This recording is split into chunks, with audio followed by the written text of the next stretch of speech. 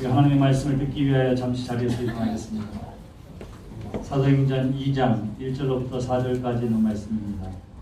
오순절 날이 이미 이름에 그들이 다 같이 한 곳에 모였더니 호련히 하늘로부터 급하고 강한 바람 같은 소리가 있어 그들이 앉은 온 집에 가득하며 마치 불의 혀처럼 갈라지는 것들이 그들에게 보여 각 사람 위에 하나씩 임하여 있더니 그들이 다 성령의 충만함을 받고 성령이 말하게 하심을 따라 다른 언어들로 말하기를 시작하니라.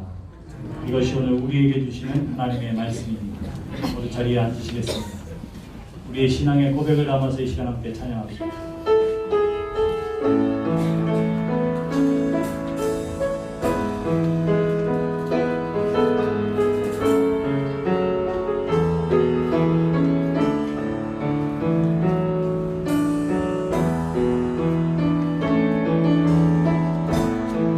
하늘의 문을 여소서 이곳을 주목하소서 주를 향한 노래가 꺼지지 않으니 하늘을 열고 보소서 이곳에 임재하소서 주님을 기다립니다. 기도의 향기가 하늘에 닿으니 주여 임재하여 주소서 이곳에 오셔서 이곳에 앉으소서 이곳에서 드리는 예배를 받으소서 주님의 이름만이 오직 주의 이름만 이곳에 있습니다. 이곳에 오셔서 이곳에 앉으소서 이곳에서 드리는 예배를 받으소서 주님의 이름만이 오직 주의 이름만 이곳에 있습니다.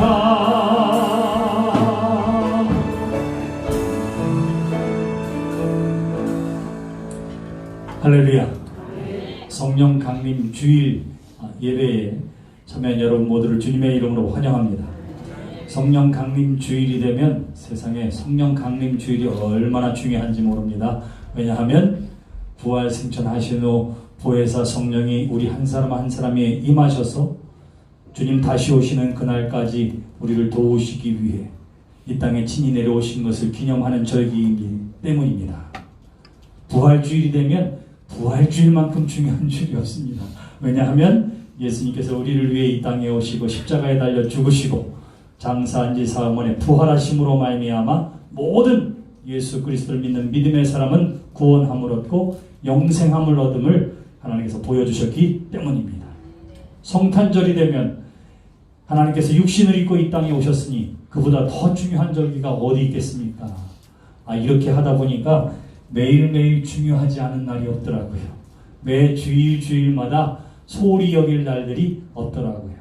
매일매일은 창조주 하나님께서 매일 우리에게 새롭게 창조해서 펼쳐놓으시는 한 날 한 날이기 때문에 그 날들이 우리에게 소중하고 매 주일은 또한 하나님께서 우리 가운데 함께 하시고 하나님 우리의 구주가 되어주시고 우리의 삶 가운데 임재해 주심을 하나님 앞에 예배하게 될 때에 하나님께서 기뻐 받으시는 예배이기 때문에 또한 중요하고 모든 날들이 중요한데 특별히 오늘을 성령 강림 주일로 지키면서 우리가 함께 찾아보고 생각해 봐야 할 것은 바로 이 성령 강림 주일, 성령이 이 땅에 오신 날로부터 교회가 새롭게 시작되었기 때문입니다. 예수님께서 부활하시고 제자들에게 나타나셨습니다. 그리고 이 땅에서 40일 동안 계시면서 하나님 나라의 일에 대하여 제자들에게 가르치셨습니다. 그리고는 제자들에게 부탁하셨어요. 뭐라고 이야기하느냐 하면 너희는 예루살렘을 떠나지 말고 이곳에서 성령을 기다려라 말씀하셨습니다. 제자들이 이 말씀을 따라서 기다렸습니다. 또한 기다릴 때 그냥 기다리지 아니하고 말씀으로 함께 모여 한 마음으로 기도에 전념했다. 그렇게 이야기합니다. 또 하나 한 일이 있는데 바로 하나님의 영의 감동을 받은 베드로가 일어나서 하나님의 예언의 말씀을 따라서 예수님을 배반했던 가룟 유다를 대신해서 또 한 제자 마띠아를 택하여 12제자를 완성해 놓았습니다. 자, 그러한 일들이 벌어지고 나서 50일째 6월절로부터 50일째 되는 날 부활하신 예수님이 40일 동안 가르치고 제자들이 보는 앞에서 승천하시고 열흘이 지난 후 곧 6월절로부터는 50일이 지난 오순절에 오늘 우리가 함께 읽은 본문의 사건이 나타나게 된 것입니다. 곧 성령이 저들 가운데에 임재하게 되었던 것이지요. 성령이 마가의 다락방에 모여있는 제자들과 120명의 성도들 가운데에 임재한 줄 믿습니다. 자, 그러면 그 전에 어떤 일이 있었을까요? 그때까지는 성령이 저들 가운데 나타나고 성령이 역사한 적이 없을까요? 우리는 오순절로부터 성령이 역사하셨다 그렇게 이야기하지만 사실은 그 이전부터 성령의 역사는 계속되어져 왔던 것입니다. 창세기 1장 26절에 보시면 하나님께서 사람을 만드실 때에 뭐라고 말씀하시느냐 하면 우리가 우리의 형상을 따라 우리의 모습대로 사람을 만들자. 하나님 그렇게 말씀하세요. 뭐라고 이야기했다고요? 우리가 우리의 형상을 따라. 그때 우리는 누구예요? 성부 하나님, 성자 예수님, 성령님 삼위일체 하나님께서 우리의 형상을 따라 사람을 만든 자 하고는 저와 여러분들을 창조해 주신 줄 믿습니다. 창조 때부터 성령께서 사역하셨습니다. 창세기 41장 38절에 보시면 요셉이 바로의 꿈을 해몽하는 내용이 나와 있습니다. 근데 그때에도 뭐라고 38절에 기록되어 있느냐 하면 요셉이 바로의 꿈을 성령의 감동으로 해석했다. 그래요. 꿈을 꾸었는데 그 꿈을 해석하도록 성령께서 저에게 보여주시고 가르쳐주셨다. 성경 그렇게 이야기합니다. 민수기 11장 17절 이하에 보시면 이런 말씀이 나와 있습니다. 오로지 하나님의 영에 감동된 모세와 여호수아의 이야기. 다시 말하면 모세와 여호수아에게 성령이 감동하시고 성령의 인도하심 따라 출애굽으로부터 시작해서 가나안 땅에 이르기까지 인도하는 그 일을 성령께서 모세를 통해서 행하셨다. 그렇게 이야기합니다. 누가복음 1장 35절에 보시면 무슨 이야기가 나오느냐 하면 바로 동정녀 마리아가 예수 그리스도를 잉태한 일에 대해서 이야기합니다. 그때에도 마찬가지. 동정녀 마리아가 잉태한 것은 성령의 역사라. 그렇게 이야기합니다. 그러니까 창세 때로부터 계속되어지는 성령의 역사가 우리의 삶 가운데, 역사 가운데에 있어졌던 것입니다. 그런데 특별히 오순절에 성령이 저들 가운데 임하였다. 성경은 그렇게 이야기해요. 그리고는 그것을 성경에 기록해 놓고 우리로 하여금 읽게 하고 보게 했습니다. 그 이유가 뭘까요? 여러분, 하나님께서 인간을 구원하시기 위한 역사가 바로 예수 그리스도의 이 땅에 오심, 그리고 대속제물이 되어 십자가에 죽으심, 바로 그것으로 인간 구원의 역사가 완성되었습니다. 그리고 이 세밀한 예수 그리스도의 십자가 사건에 개입하고 그리고 인간이 구원받았을 뿐만 아니라 다시 주님이 오시는 그날까지 우리의 삶 가운데 한 사람 한 사람의 삶 가운데에 하나님의 뜻을 쫓아 살아가도록 역사하신 분이 계신데 그분이 바로 성령님이에요. 성령의 본격적인 사역이 시작된 때가 바로 이 성령 강림으로부터 시작되었기 때문에 이전부터 계속되어지는 성령의 역사 가운데에 특별히 이 오순절 성령의 강림의 사건을 우리에게 분명하게 드러내 보여주고 있는 것입니다. 오늘 성경에 보시면 성령이 어떻게 임재했느냐 하면 누구에게 임재했다고 이야기합니까? 마가의 다락방에 모인 120명에게 그 다락방 위에 임재했다. 예, 맞아요. 근데 오늘 성경은 좀 더 세밀하게 각 사람 위에 임하였다. 그렇게 이야기합니다. 성령의 역사는 공동체 위에 성령이 함께 하신 놀라운 역사예요. 이것으로부터 신약의 교회가 시작되었습니다. 근데 이 일을 좀 더 세분화해서 뭐라고 하면 각 사람 머리 위에 한 사람 한 사람 각각의 인격 가운데에 성령이 임재하셨다. 성경은 그렇게 이야기합니다. 사랑하는 성도 여러분, 성령이 인간의 삶 가운데 우리 가운데 강림한 사건이 정말로 분명하게 드러난 말씀입니다. 근데 오늘 사도행전 2장에 보시면 신비롭고 뜨겁고 급하고 강한 바람 같고 하는 것들이 또 불같은 혀가 저들 가운데 임하였다. 그렇게 이야기해요. 사도행전 2장에서 이야기하는 것은 신비롭고 놀라운 사건입니다. 사람들이 먼저 귀로 들었습니다. 무슨 소리를 들었다고 이야기하지요? 호련히 하늘로부터 급하고 강한 바람 같은 소리가 있었다. 그렇게 이야기해요. 성령이 임재하시는 사건을 사람들이 귀로 들었는데 뭐였다고요? 바람 같은 소리라. 그렇게 이야기합니다. 자, 바람 같은 소리, 눈으로 본 것이 있습니다. 3절에 마치 불의 혀처럼 갈라지는 것들이 그들에게 보여 각 사람 위에 하나씩 임하여 있으니 눈으로 보았습니다. 혀처럼, 불이 혀처럼 갈라진 것이 각 사람에게 임하였다. 그래요. 둘 다 무엇 같았다. 무엇 같았다. 그렇게 이야기합니다. 바람도 아니고 불도 아니고 그런 것 같은 신비로운 것이 귀로 듣고 눈으로 보이게 사람들에게 임하여지게 된 줄 믿습니다. 그리고는 뭐라고 이야기합니까? 각 사람 위에 각자의 몸 가운데 개인의 삶 가운데 머리 위에 체험되어지고 경험되어졌다. 성경은 그렇게 이야기하고 있는 것이지요. 이로 말미암아 사람들이 성령의 충만함을 받고 다른 언어로 말하기를 시작했다. 그래요. 자, 여러분 성령을 받으셨습니까? 라고 물으면 예전엔 받은 것 같은데 지금은 잘 모르겠어요. 이렇게 생각하는 사람도 있고, 또는 성령 받았습니까? 이렇게 물으면 난 남들처럼 그냥 저렇게 열심으로 기도를 정산유수로 기도를 하는 것도 아니고 기도만 하면 두렵고 떨리는 마음 가운데 내가 정말 성령을 받았나? 이렇게 생각하는 사람도 있습니다. 나는 방언도 할 줄 모르는데 내 마음에 뜨거운 무엇도 경험한 것 같지 않은데 그런데 내가 정말 성령 받았냐고 누가 물어보면 그냥 웃지요.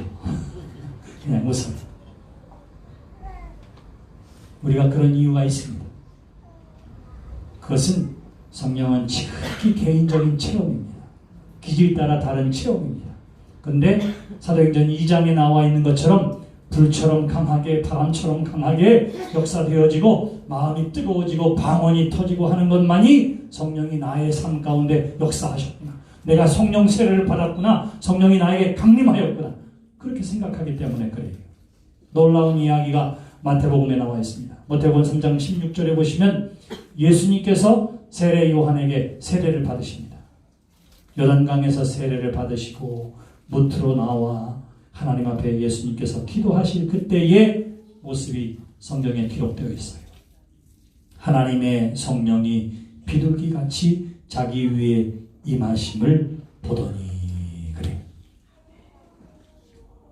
예수님께서 세례를 받으시고 기도할 때에 성령이 예수님 가운데에 강림하셨습니다. 근데 그 모습을 어떻게 기록했다고요? 하나님의 성령이 비둘기같이 그의 위에 임하는 것을 보더니 비둘기는 평화와 고요의 상징입니다. 성령이 어떻게 해요? 뭔가 큰 티를 내지 아니하고 조용히 평화롭게 예수님 가운데 임하신 거예요. 사랑하는 성도 여러분, 제가 다시 물을게요. 성령이 여러분들에게 임하셨습니까? 네. 아까보다 목소리가 큰 이유가 뭘까요? 네. 아까는 막 그냥 성령이 임하시면 진짜 방언을 하고 예언을 하고 그냥 뒤로 자빠지고 막 이것만이 성령이 임재하시는 줄 알았는데 그게 아니에요. 그건 각각의 체험과 경험의 차이입니다. 주관적인 차이예요. 그래서 그것처럼 보이고 이것 같아 보이고 가슴이 불붙는 것처럼 느껴지고 하는 것입니다. 근데 또 다른 체험이 있는데 그것은 뭐냐면 몰라요. 근데 평화롭게 조용히 그 가운데에 임하는 것이. 그러면 우리가 이렇게 이야기했습니다. 나에게 성령이 강림했나? 내가 성령 세례를 받았나? 성령 강림, 성령 체험, 성령 세례 다 같은 거예요. 이례적인 사건입니다. 내가 정말 그 경험이 있는가? 라고 묻는다면 제가 여러분들에게 증거해 드릴게요. 고린도전서 12장 3절에 보시면 내가 너에게 알리노니 하나님의 영으로 말하는 자는 누구든지 예수를 저주할 자라 하지 않고 또 성령으로 하지 아니하고는 누구든지 예수는 주라 할 수 없느니라. 그래요. 다시 말하면 예수는 주님이십니다. 예수님이 나의 대속자임을 믿습니다. 예수님이 나의 구원자임을 믿습니다.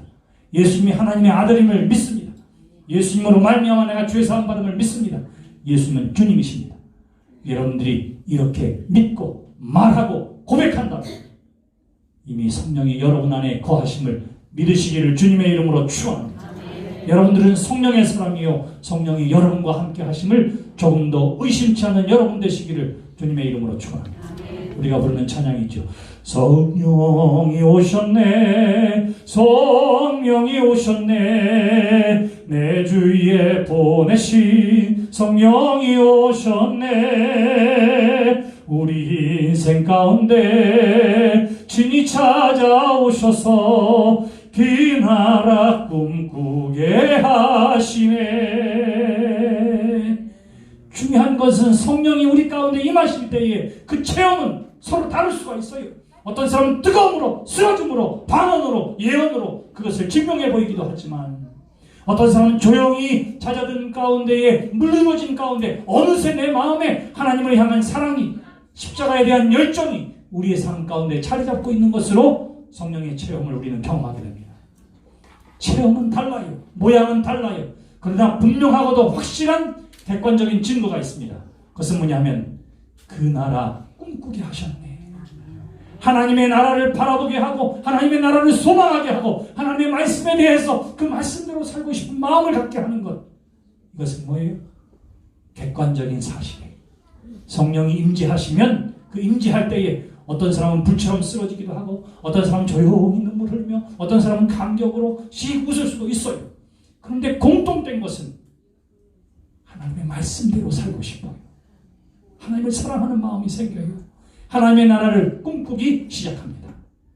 사랑하는 성도 여러분, 하나님이 주의 성령께서 이미 여러분들 가운데 임재해 주심을 믿으시기를 주님의 이름으로 축원합니다. 엄밀하게 오늘 이렇게 예배에 나와 있는 것 이것만으로도 여러분들은 이미 성령이 여러분 안에 거하시기 때문인 줄 믿습니다. 나는 그냥 내가 원해서 나온 것 같지요. 천만의 말씀이에요. 천만의 말씀. 제가 목회를 하면서 수없이 경험한 게 뭐냐면 사람의 의지만 가지고 있다고 교회 절대로 못 나오더라고요. 성령께서 허락하시고 인도해 주시고 불러주심이 있을 때에 예배에 나오게 되는 거고요. 여러분 찬양할 때 할렐루야 아멘 여러분 이거 그냥 나오는 것 같죠? 사람들 흉내도 내지 못해요. 흉내도. 성령이 내 안에 계실 때에 하나님의 진리의 말씀에 아멘 아멘 하는 거예요. 아멘은 못하는데 고개를 끄덕이는 거 이건 할 수 있을 것 같죠? 천만의 말씀이에요. 천만의 말씀. 참으로 신기한 게 하나님의 말씀에 아멘하고 긍정하는 일이 성령이 허락하지 않으면 절대로 할 수 없습니다. 여러분보다 어쩌면 성경을 더 많이 아는 사람이 교회 밖에 있어요.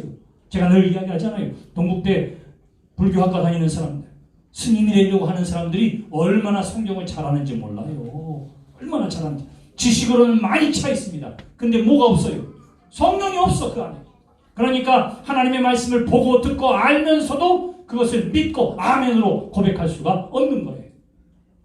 여러분들이 성경 구절을 몇 개를 외우고 있는지 몰라요. 나는 단 하나도 외우지 못합니다.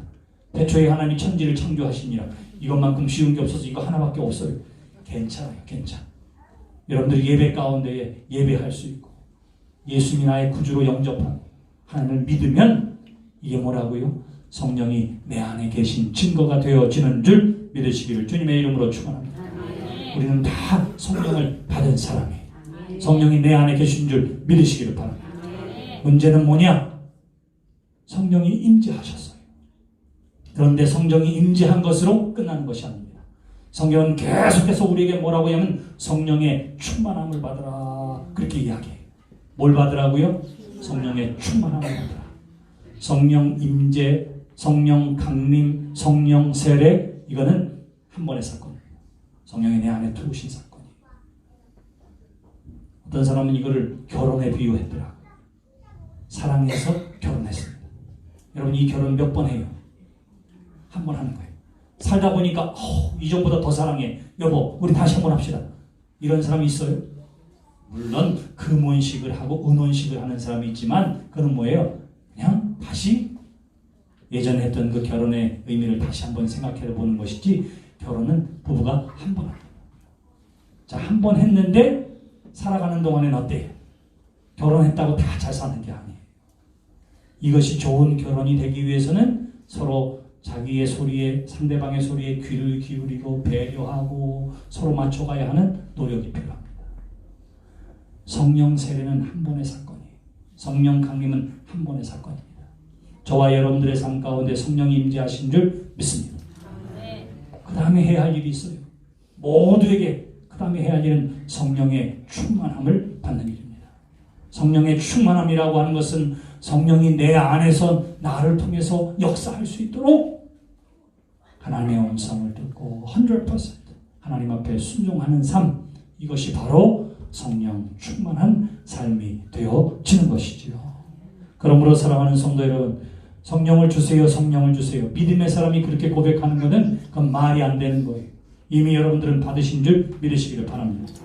나 방언할지 몰라요, 예언할지 몰라요, 기도 그냥 아무 때나 시킨 대로 나 잘 못해요. 그래도 여러분들이 예수님을 믿으면, 여러분들이 아멘 할 수 있으면 성령이 여러분들 안에 계신 증거인 줄 믿으시기를 주님의 이름으로 축원합니다.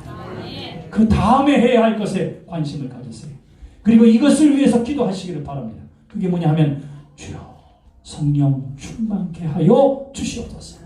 나의 삶에 성령 충만을 허락해 주시옵소서. 우리 교회가 성령이 충만한 교회가 되게 하여 주시옵소서. 하나님 앞에 온전히 쓰임받고 하나님의 영광을 드러내기를 원하는 간절한 마음으로 이 땅을 살게 하여 주시옵소서. 바로 그것입니다. 이 성령의 충만함을 위해 해야 할 일이 있습니다. 제일 먼저는 우리가 성령에 깨어있는 믿음의 사람 되시기를 주님의 이름으로 축원합니다. 따르시다. 나는 성령에 민감한 사람이 되겠습니다. 네, 성령에 민감한 사람이 되어야 됩니다. 우리가 뭐에 민감해야 얼마나 중요한지 몰라요. 우리가 대화를 해도 다 듣는 것 같지만 사실은 그렇지 않아요. 내가 학력 때문에 열등감을 가지고 있는데 누가 학교 얘기하면 어때요? 네, 그거 마음 쓰여요. 마음 쓰여요. 내가 요즘 머리가 빠져서 굉장히 고민돼요. 남들이 잘 몰라요. 근데 목사가 설교하면서 요즘 사람들이 쓸데없이 걱정해서 그거 다 그래서 머리 빠지는 거라고 이 한마디 하고 지나갔는데 누가 상처받아요? 네, 거기에 관심 있는 사람이 상처를 받아요. 내가 정말 다이어트 하려고 열심히 노력하는데 가는 데마다 뭐라고 그러는데, 여러분 또 한마디 했어요. 살 얘기하면 누가 상처받아요? 거기 관심 있는 사람이 상처받아요. 어디에 예민하냐가 매우 중요합니다. 사랑하는 성도 여러분, 성령에 민감한 여러분 되시기를 주님의 이름으로 축원합니다. 사도행전 16장에 보면 사도 바울이 주의 복음을 증거하기 위해 아시아로 가려고 합니다. 하나님 앞에 기도하고 그리스도의 이름으로 기도하고 성령의 도우심을 간절히 기도하면서 아시아의 복음을 증거하라고 그래요. 이거보다 더 중요한 일이 어디 있어요? 복음 증거하는 일보다. 그런데 이상하게 가려고만 하면 큰 파도 때문에, 날씨 때문에 배가 뜨지를 못하고, 배가 가다가 또한 풍랑을 만나서 중간에 좌초되기도 하고, 육신의 질병 때문에 가지도 못하게 되고, 이러한 일들이 계속 벌어지게 되는 것입니다. 그때에 사도 바울이 들어와 있을 때에 도대체 이게 무슨 일인가, 빨리 가서 복음을 아시아에 전해야 하는데 하는 소망을 가지고 있던 그에게 하나님께서 꿈과 환상을 통해서 마게도냐 사람 하나가 바울에게 와서는 마게도냐로 와서 우리를 도와주십시오, 이런 꿈과 환상을 꾸게 됩니다. 자, 그랬더니 바울이 어떻게 생각하느냐면, 하나님이 나의 발걸음을 아시아가 아니라 지금 마게도냐라고, 유럽으로 가라고 하시나 보다 생각하고는 어디로 가요? 지금까지 어떻게 했습니까? 계획을 했어요. 여태까지 기도하면서 말렸습니다. 간절히 소망하면서 달려왔습니다. 하나님의 기쁘신 뜻이라고 믿었습니다. 그런데 누구에게도 얘기했어요? 자기를 따르는 모든 사람들에게, 교인들에게 다 이야기했어요.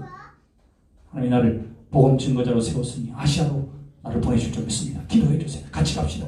이러는 가운데에 풍랑을 만나고 배가 좌초되고 육신의 질병 가운데 못 가게 될 그때에 성령께서 저로 하여금 보게 하고 알게 하신 것, 네가 가야 할 곳, 네가 복음을 증거할 것, 먼저 가야 할 곳이 바로 저기라.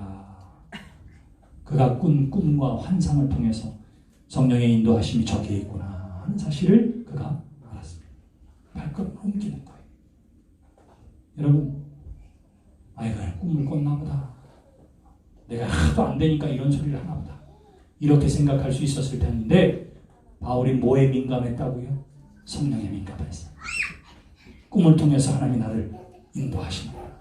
꿈을 통해서 내가 먼저 복음을 전해야 할 것을 알려주시는구나. 그리고는 그 발걸음을 옮겼던 것입니다. 사랑하는 성도 여러분, 이 성령의 인도하심에 민감한 하나님의 사람 되시기를 주님의 이름으로 축원합니다. 우리는 성령에 깨어 있어야 합니다. 성령에 민감해야 합니다. 자, 두 번째는 그 성령께서 우리를 인도하시는 방법이 있어요.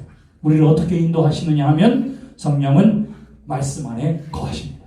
말씀을 통해서 우리에게 가르쳐 주십니다. 로마서 8장 6절에 보시면 육신의 생각은 사망이요 영의 생각은 생명과 평안이니라. 9절에 보시면 누구든지 그리스도의 영이 없으면 그리스도의 사람이 아니라. 성령께서 우리를 인도하세요.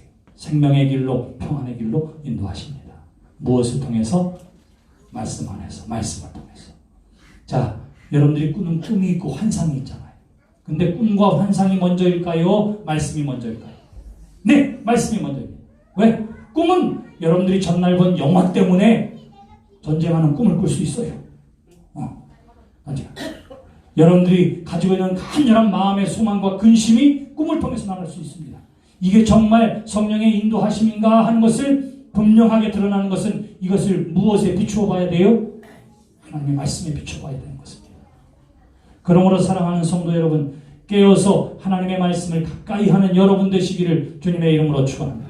우리가 예배에 참여할 때에도 마찬가지예요. 하나님, 나의 죄를 회개하니 용서해 주시고 그리스도 안에서 거듭나게 하여 주시고 우리의 드려지는 예배를 받아주시옵소서 하고 나서 해야 할 또 하나의 기도가 있다면 오늘의 말씀을 통해서 나를 인도하여 주시고 나를 가르쳐 주시옵소서. 말씀이 하나님의 말씀으로 들려지는 것도 성령의 역사하심입니다. 제가 예전에 이렇게 설교가 끝나고 나서 그 주간의 속회 모임을 이 설교 말씀으로 나눈 적이 있어요. 어떤 때는 제가 말씀을 인도하고 속회를 인도하다 속음을 인도하다 깜짝 놀라요. 왜? 저는 분명히 설교를 이런 뜻으로 했는데 듣는 사람은 글쎄 다 다른 뜻으로 받아들인 거예요. 다 다른 뜻으로. 이야, 참으로 신기하더라고. 아마 제가 설교 끝나고 여러분 가실 때 한 사람씩 인터뷰하면 여러분들도 예외가 없을 거예요. 이상하게도 하나님의 말씀을 들을 때에 각각 저마다에게 주시는 말씀이 있어요. 저마다 해주시는 말씀이 있습니다. 동일한 은혜를 받고 동일한 뜻을 찾는 것이 아니라 각각 저마다에게 하나님께서 말씀하시는 것이 있어요. 성령의 인도하심이 말씀을 통해 여러분들의 계획과 여러분들의 행함을 밝히 드러내 보여주실 줄 믿습니다. 그러므로 말씀 안에 거하는 여러분 되시기를 주님의 이름으로 축원합니다. 성령의 민감한 영성을 가진 사람, 말씀으로 성령의 인도를 받는 사람, 바로 이러한 삶을 위해 우리가 해야 할 세 번째는 성령의 도우심을 구하는 여러분 되시기를 주님의 이름으로 축원합니다. 예수님께서 장차 너희에게 성령을 보내주신다고 하면서 이 성령을 이렇게 불렀습니다. 보혜사 성령을 너희에게 보내주시리니. 그래요. 보혜사라고 하는 말은 돕는 자 이런 뜻입니다. 성령은 누구를 도와요? 우리를 도우시는 분입니다. 자, 여기서 돕는다라고 하는 것은 우리를 대신하는 분이 아니에요. 여기 무거운 짐이 있습니다. 아무리 들어도 들을 수가 없어요. 성령님 이것 좀 들어주세요. 이렇게 되는 게 아니라 우리가 이것을 들으려고 할 때에 성령이 들을 수 있도록 도우신다. 이런 의미를 가지고 있습니다. 성령이 우리를 도우시는 것 가운데 가장 중요한 일이 있습니다. 로마서 8장 26절 이하에 보시면 이와 같이 성령도 우리의 연약함을 도우시나니 우리가 마땅히 기도할 바를 알지 못하나 오직 성령이 말할 수 없는 탄식으로 우리를 위하여 친히 간구하십니다. 우리의 기도를 도우시고 우리가 기도할 수 있도록 도우시고 또한 우리의 연약함을 아시기 때문에 그 연약함 가운데 일어날 수 있는 힘을 주의 성령께서 우리 가운데에 공급해 주시는 줄 믿습니다. 여러분, 우리가 누군가를 사랑해야 되는 거 알아요. 원수까지도 사랑을 했습니까? 그런데 정작 우리가 그 말씀에 순종해서 사랑할 만한 힘이 없습니다. 나에게 죄 지은 자를 내가 용서함 같이 나를 용서해 주세요. 이렇게 기도할 때마다 정말 나도 누군가 용서하고 싶어요. 용서하고 싶어요. 그런데 나에게 용서할 힘이 없는 거예요. 너희는 먼저 그의 나라와 그의 의를 구하라. 주님 말씀하셨는데 담대히 밖에 나가서 전도지를 돌리는 그 일도 내가 할 수가 없는 거예요. 할 수가 없는 거예요. 여러분, 우리는 다 연약한 존재입니다. 근데 그 일을 하도록 도우시는 분, 그 힘이 되어주시는 분이 성령인 줄 믿습니다. 사랑할 수 있는 힘을 주시는 분이 성령입니다. 용서할 수 있는 힘을 주시는 분이 성령입니다. 그의 나라와 그의 의를 구하도록 전도할 수 있도록 우리를 이끄시는 분도 성령이십니다. 하나님의 말씀에 순종하는 힘, 성령으로부터 오는 줄 믿습니다. 우리가 이 성령이 우리 가운데 거하심을 믿고 이 성령에 민감하게 반응하는 민감한 영성의 사람이 되어지고 그리고 하나님의 말씀, 이것이 성령의 인도하심인 줄 믿고 그 말씀 안에 거하며 성령의 도우심을 구하게 될 때에 우리는 성령 충만한 삶과 교회가 되어질 줄 믿습니다. 그 성령의 능력과 권능을 드러내는 여러분들의 삶, 교회가 되어지는 것, 이것이 시대 저와 여러분들을 향한 하나님의 뜻입니다. 기도합시다. 참 좋으신 하나님 은혜를 감사합니다. 이미 성령이 우리 안에 거하심을 조금도 의심치 않고 분명하고 확신 있게 믿고 의지하며 나아가는 성도들 되게 해 주시옵소서. 성령이 내 안에 역사해 주심을 믿습니다. 성령이 인도해 주심을 믿습니다. 성령의 도우심을 믿습니다. 그 성령에 민감하게 반응하게 도와주시고 말씀 가운데 거하게 도와주시고 날마다 순간순간마다 성령의 도우심을 구하며 말씀 가운데 순종함을 통해서 성령의 놀라운 역사와 능력의 증거자들 되게 해 주시옵소서. 예수님의 이름으로 기도드렸습니다.